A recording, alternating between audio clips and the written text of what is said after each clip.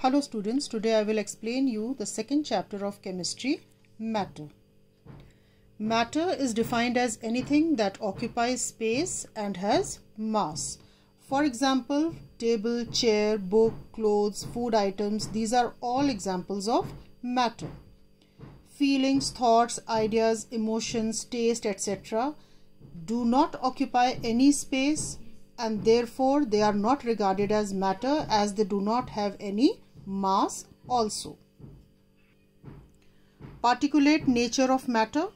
All forms of matter are composed of tiny particles known as atoms. Atoms may or may not exist independently. Where they cannot exist independently, their two or more atoms combine together to form a molecule. So we can define the molecule as the smallest building block of matter that can exist independently and shows all the property of that matter. Characteristics of the particles of matter. The first characteristic is particles of matter has spaces between them. I will give you one example. Suppose we take a beaker, fill it with water half and note down the water level. We add a teaspoon of sugar into it and dissolve it. The sugar completely gets dissolved in this water. After the sugar has been dissolved, if we notice the level of water, it remains the same as it was in the beginning. Now, where have the sugar particles gone inside the water? They have spread between the water particles. The spaces that were there between the water particles, the sugar particles have gone inside those spaces. So this proves that there are spaces between the particles of matter. Next characteristic, particles of matter are continuously moving. The particles of matter, they are in motion in all the directions. You must have noticed a beam of sunlight entering a room through windows or ventilators. And if you have ever noticed tiny dust particles remain suspended in the air, you can see them very clearly through that beam of sunlight.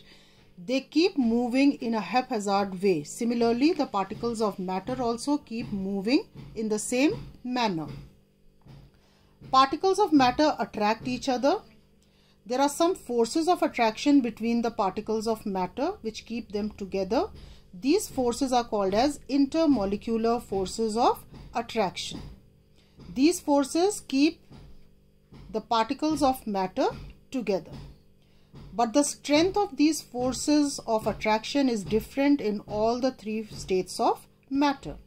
The three states of matter are solid, liquid and gas. We will begin with the characteristics of solid state of matter. Solids, they have a definite shape, mass and volume. Volume is the space occupied by a substance. Solids are rigid, means hard, and they are almost incompressible, means you cannot squeeze them and fit them into a smaller space. Solids cannot flow and they have a high density. Examples you know, book, pencil, salt, sugar, table, chair, etc. Liquid state of matter, they have a definite mass and volume, but they do not have a definite shape. They take the shape of the container in which we pour that liquid. Liquids are not rigid at all and they are slightly more compressible than solids. Liquids can flow and they are less dense as compared to solids like water, milk, oil, etc. Characteristics of gaseous state of matter. Gases, they neither have a definite volume nor do they have a definite shape, but they do have a definite mass. Gases are capable of flowing in all the directions and occupying the entire space that is available to them. Gases are highly compressible and they have very low density. Examples of gases are air, steam, etc. Now we come to arrangement of particles in the three states of matter. Solids, the constituent particles are tightly packed. Very small intermolecular spaces are there. The particles are held together by strong intermolecular forces of attraction. liquids. The constituent particles of a liquid are somewhat loosely packed. The particles in liquids have intermolecular spaces larger than solids, and the intermolecular forces of attraction are weaker as compared to that of solids. Gas. The constituent particles of a gas are very loosely packed. The intermolecular spaces are large. The intermolecular force of attraction are negligible. Now, effect of heat on matter. Interconversion of state of matter. A matter can change from one physical form to another without any change in its chemical composition. This is called as interconversion of matter. Few examples are changing of ice into liquid water, changing of liquid water into gaseous form steam, changing of steam again back to drops of water. These are some examples of interconversion of states of matter. Now we will study about certain terms related to interconversion of states of matter. The first is melting or fusion. It is the process of conversion of a solid into its liquid state on heating. The temperature at which solid melts is known as its melting point. For example, the melting point of ice is 0 degree Celsius. Boiling. It is the process of heating a liquid and the liquid gets converted into gas or the steam in this case. The temperature at which a liquid starts boiling is known as its boiling point.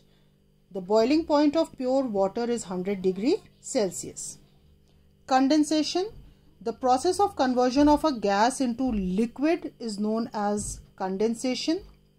Water in condensed form can be seen as dew drops on the surface of plant leaves, railings, car roofs, etc. on a foggy day. Freezing. The conversion of liquid into its solid form on cooling is called freezing or solidification. Water freezes at 0 degree Celsius. Frozen water is known as ice. Sublimation. Certain substances, they skip a stage in the process of interconversion. Instead of changing into liquid, certain solids, they directly change into gaseous state. This is known as sublimation. Some substances that sublime are iodine, camphor, dry ice, naphthalene and ammonium chloride. Now we will just study about chemical change. Heat is a form of energy. This energy can bring about many changes in the composition of matter. When the constituent particles of matter are changed because of this heat energy, the change is known as a chemical change. I will give you a simple example.